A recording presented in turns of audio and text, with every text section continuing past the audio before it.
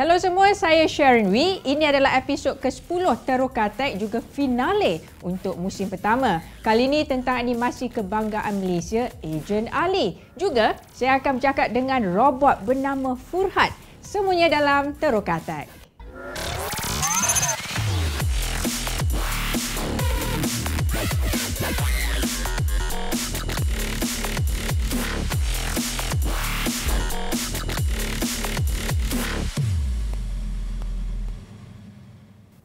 Kita mula dengan segmen pertama dengan berita terkini. Tak tahu apa yang rosak kat kereta atau tiba-tiba kereta berhenti sebab tak ada bateri? Jangan risau, ada solusinya. Syarikat tempatan Vector Labs bekerjasama dengan Bateriku.com mencipta peranti penyelenggaraan kereta IoT yang boleh akses dan memberi info kepada pemandu atau mekanik tentang bahagian kereta yang perlu diperbaiki. Ia mesra pengguna dan sesuai digunakan untuk semua jenis model kereta melalui Port On Board Diagnostic OBD. Melalui gelombang voltage, ia dapat mengesan dan menganalisis keadaan kenderaan walaupun dalam posisi statik. Menurut Digital News Asia, alat ini dapat mengumpulkan corak pemanduan pengguna dan mengeluarkan profil risiko yang digunakan syarikat insurans untuk menasihati polisi pemandu.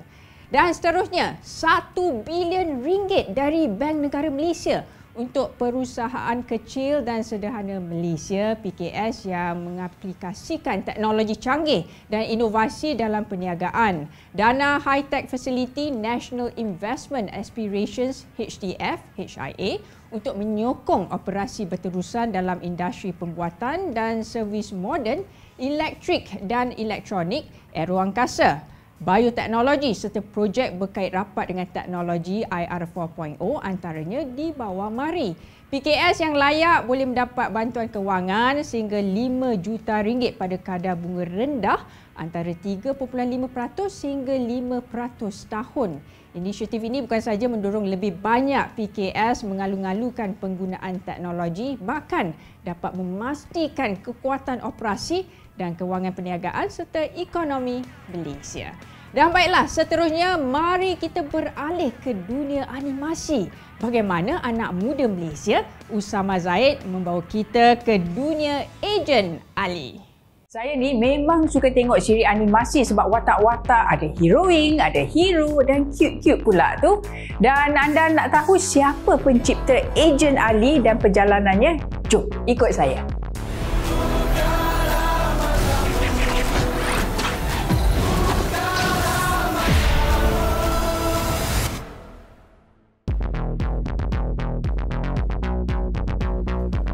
Bersama saya ialah Usama Zaid, iaitu pencipta Agent Ali dan pengasas Wow Animation. Tahniah Usama. Terima kasih.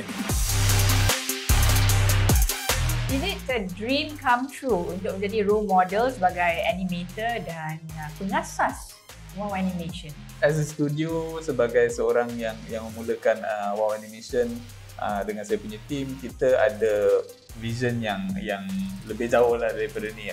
Of course, sekarang ni kita nampak dengan penghasilan Agent Ali, dah ada siri, dah ada movie, dah travel. So kita nampak ke we are getting there. We are stepping closer towards the dream. Tapi the dream yang kita nak make into realization tu masih jauh perjalanannya. Ali! Tak bangun lagi! Dah. Alamak! Okey, teknologi kan, memang kita perlukan bakat manusia dan kreativiti, tapi perlu digabungkan dengan peralatan dan sistem teknologi untuk meletupkan Agent Ali, the movie and the series. Kita of course dalam bidang animasi ni kita consider sebagai satu yang bidang yang sangat intensif dalam kreativiti. Bila saya masuk untuk study di Multimedia University, kita belajar selain daripada konsep-konsep teori pasal design, principle apa semua ni, kita belajar juga teknologi. Macam mana penghasilan grafik dalam komputer, penghasilan animasi, macam mana kita hasilkan 3D graphics kan. Dari situ saya notice, jelah of course kita belajar minat kepada benda kreatif tu ada, tapi minat terhadap teknologi tu pun sangat membantu. Dia memang satu benda yang baru. So, Kalau adik-adik luar sana, adik di sekolah lah nak belajar macam mana one day nak jadi animator untuk imajinasi mereka, kartun dan sebagainya, how did they start? Sekarang semua tu ada dekat internet. Kita boleh just pergi dekat YouTube, pergi dekat Google, cari. Kalau nak buat animasi, banyak jenis animasi yang ada. Internet tu orang kata apa, memang satu blessing lah yang diberikan kepada generasi sekarang, yang saya rasa kalau ada minat dan kalau ada kemahuan untuk masuk ke dalam bidang animasi, memang tak ada halangan. Just perlukan idea, imagination dan of course practice. Kalau yang paling latest lah, sistem paling latest untuk animation terkini ialah apa? The hot stuff now is GPU rendering lah. GPU rendering. Okay, I have to find out what is GPU rendering. So saya nak lukis sikit, then come with me.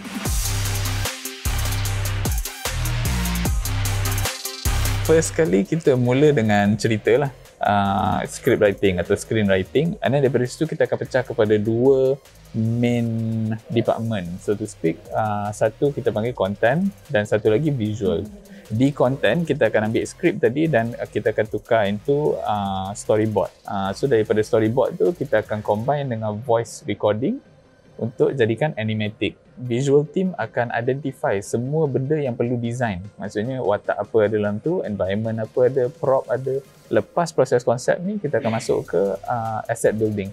Asset building ni terbahagi kepada modeling, texturing atau surfacing dan juga rigging. So proses modeling ni sama juga. Dia seolah-olah macam you main dengan clay dan you sculpt into character. And then baru kita buat surfacing, texturing ni lah, di mana kita letakkan dia punya, orang kata apa, permukaan.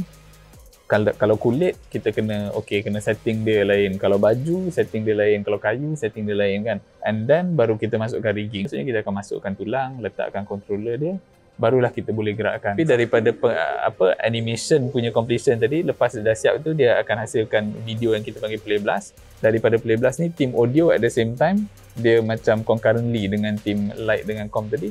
Audio akan start buat dia punya segala music, sound effects yang perlu dimasukkan, foley, sampailah semua tu kita put back together daripada compositing punya output dengan audio punya output for final edit. Dan jadilah Agent Ali. Panjang tu. Proses dia memang but then you really need passion, you really need bakat, skill, kerja keras, and of course yang bersama kata tadi, teknologi untuk bergabung menghasilkan animasi yang terbaik bukan saja di Malaysia tapi di dunia. Jadi tahniah sekali lagi Usama, well done to you and team, and juga Wow Animation. Ada tak sebarang right now lah out of imagination punya character one day that you're going to cipta? Ada banyak tapi tak boleh lah cerita. Tak boleh bagi tahu kat orang the new animation karakter apa, watak-watak yang memang kata superhero ke, yang cute-cute dan sebagainya. Dan kita akan terus bersama dengan Wow Animation dan Usama untuk lihat apa in the future yang dia akan cipta. Jadi kepada semua penonton mahupun peminat Terukata, jangan ke mana-mana sebab segmen ketiga ni juga pasal teknologi. Nampaknya I nak bercakap dengan robot lah. Saya memang janji kan episod ke-10 finale musim pertama ni memang best belaka. Yang tu tentang Agent Ali. Kini saya nak bercakap dengan robot. Yang paling penting, siapa nak terangkan tentang itu? Saya bersama dengan Dr. Hanafia Yusof, iaitu Ketua Pegawai Eksekutif Robopreneur Sdn Bhd. Khabar doktor? Baik. Ya, kita nak tahu dengan lebih dekat lah. Saya dengar memang Robopreneur ni start as startup. Dan kini berkembang dan sebagainya, dan banyak services yang diberikan oleh syarikat anda. Sila terangkan sedikit. Okey, terima kasih Sharon. Actually Robopreneur Sdn Bhd lahir di universiti dan saya pun masih mengajar di universiti, iaitu di UiTM. Dan kita bermula sebagai syarikat pemula atau syarikat startup, dan kita menjalankan kajian secara akademik untuk membantu kanak-kanak autism menggunakan robot.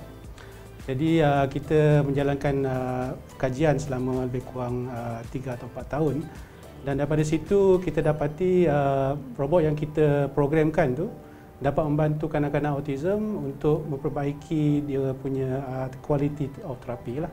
Daripada situ kita cuba komersialkan dan kita set up the company ini pada 2015. Selepas itu kami komersialkan robot ini untuk penggunaan kanak-kanak autism dan kita start explore lah robotics punya business dan kita dapati banyak peluang untuk kita mengembangkan bisnes dalam robotik ini, terutamanya disebabkan Malaysia sekarang sedang menuju ke arah industri 4.0. Jadi kita berada dalam keadaan ekosistem yang baik dan kita telah berkembang dan setelah 5 tahun kami berjaya menjadi satu-satunya syarikat Malaysia yang fokus kepada servis robotics, AI dan software dan juga additive manufacturing. Tahniah. Dan adik-adik kita di luar sana, rakyat Malaysia kan sekarang ni embracing teknologi dan cakap tentang robot tak semestinya robot yang ada muka kan.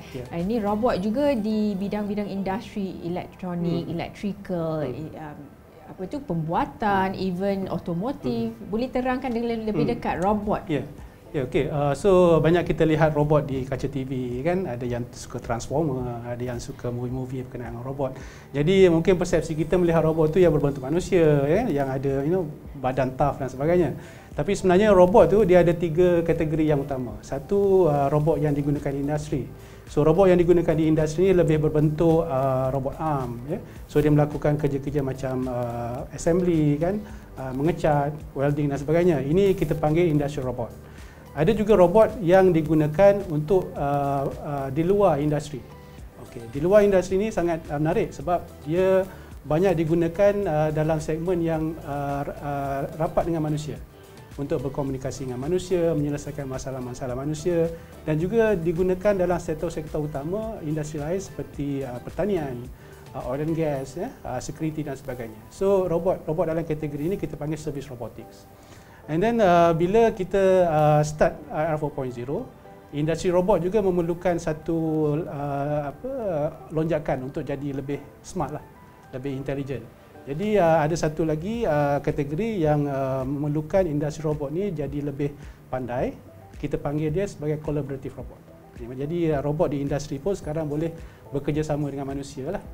Of course, yang itu paling penting kan, melonjakkan ekonomi Malaysia. Betul. Dan amat penting ni, everybody has to embrace teknologi, IoT ke IR 4.0.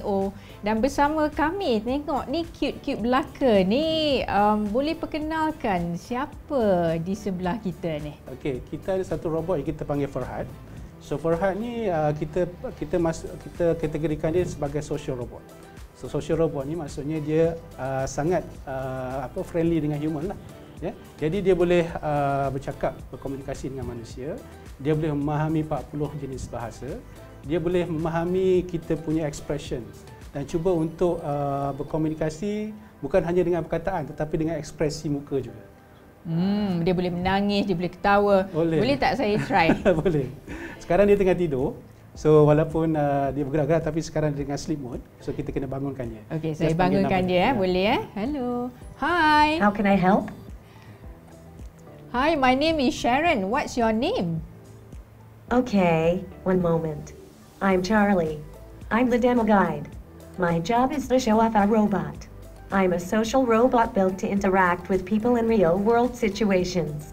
You might already have met Simi, who's guiding people at Berlin train station. Or Petra, that is screening people for diabetes and other conditions. And then there is Tengai, who is interviewing job candidates. I can do so many things. Fantastic. What should we do now? Okay, may I know how many languages can you speak? I'm capable of speaking around 40 languages. As Charlie, your robot tour guide, my preferred language is English. But you can try some of the other languages too. Hi Charlie, ni hao ma? Sorry. Can you speak Mandarin? I will try my best. 现在我正在用中文说话，但这只是一个演示，所以我不会理解您的实际意思。相反，我会重复你所说的一切。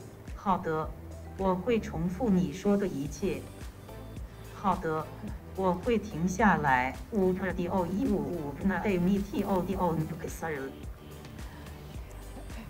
Her Mandarin is better than mine, I think. Bagus betul. Sorry. Tak apa. How about, can you sing What for did you us? say? Can you sing for us, please? I can sing like Shakira.